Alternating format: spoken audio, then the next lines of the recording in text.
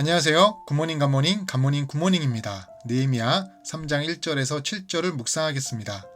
그때의 대제사장 엘리야십이 그의 형제 제사장들과 함께 일어나 양문을 건축하여 성별하고 문짝을 달고 또 성벽을 건축하여 함메아 망대에서부터 하나넬 망대까지 성별하였고 그 다음은 여리고 사람들이 건축하였고 또 그 다음은 이므리의 아들 삭골이 건축하였으며 어무는 하스나의 자손들이 건축하여 그 들보를 얻고 문짝을 달고 자물쇠와 빗장을 갖추었고 그 다음은 학코스의 손자 우리아의 아들 무레못이 중수하였고 그 다음은 무세사벨의 손자 베레기야의 아들 무술람이 중수하였고 그 다음은 바하나의 아들 사독이 중수하였고 그 다음은 드고와 사람들이 중수하였으나 그 귀족들은 그들의 주인들의 공사를 분담하지 아니하였으며 옛문은 바세야의 아들 요야다와 부소드야의 아들 무술람이 중수하여 그 들보를 얻고 문짝을 달고 자물쇠와 빗장을 갖추었고 그 다음은 기브온 사람 물레아다와 메로노 사람 야돈이 강 서쪽 총독의 관할에 속한 기브온 사람들 및 미스바 사람들과 더불어 중수하였고 아멘. 하나님의 선한 손을 보게 된 이스라엘 사람들은 믿음과 용기가 회복되어 성벽 재건을 결단하게 됩니다. 그리하여 이스라엘 사람들을 설득한 느헤미야는 성벽 건축을 시작하게 됩니다. 3장에는 성벽 재건에 참여한 사람들의 명단이 소개됩니다. 이렇게 명단을 먼저 말씀하신 이유는 그만큼 성벽 건축이 어려운 것이고 그들의 헌신이 귀한 섬김이었기 때문입니다.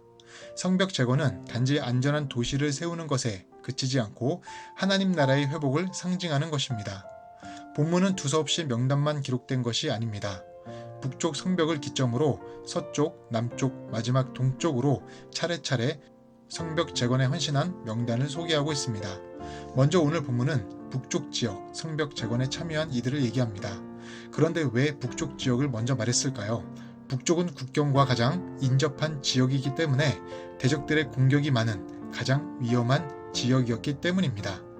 그래서 여기에 함메아 망대와 하나넬 망대 총 2개가 세워졌던 것입니다. 이런 위험한 곳에 성벽을 지으러 나서는 것이 어려웠을 것입니다.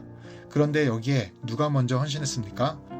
대제사장 엘리야십과 그의 형제 제사장들이 함께 헌신했습니다. 사실 대제사장 엘리야십은 원래 느헤미야랑 사이가 좋지 않았습니다. 왜냐하면 제사장들은 페르시아의 수상궁에서 높은 관리직에 있던 느헤미야를 질투했고 레이지파 출신도 아닌 사람이 갑자기 나타나 지도자 행세를 하며 이스라엘을 위한다고 하는 것이 꼴사나웠기 때문입니다. 더구나 엘리야십은 느헤미야와 관계가 안 좋았던 산발랏이란 사람과 사돈 관계였습니다. 이런저런 이유로 사실 엘리야십은 느헤미야를 방해할 수 있던 사람이었습니다. 그러나 그는 느헤미야를 방해하지 않고 오히려 협력자가 됩니다. 왜냐하면 그는 공과 사를 구별하는 인물이었기 때문입니다. 개인적인 감정과 이해관계로 이를 도모하거나 그르치는 사람이 아니었습니다. 내 감정과 내 고집을 내려놓고 무엇이 중요한지를 아는 지혜로운 사람이었습니다. 그래서 엘리야십은 가장 먼저 그의 형제들과 험악한 지역에 들어간 것입니다. 이것은 결국 하나님의 손이 도우신 것입니다. 엘리야십과 형제들의 마음을 움직인 것입니다. 이처럼 우리도 여러 이유로 관계가 어려운 사람이 있습니다. 그러나 그 갈등이 주님의 일과 신앙생활을 방해하는 걸림돌이 되면 안 됩니다. 갈등을 넘어 디딤돌이 되게 하십시오. 하나님의 손이 갈등이 있는 나의 마음을 또 상대방의 마음을 엘리야십처럼 움직여달라고 기도하십시오.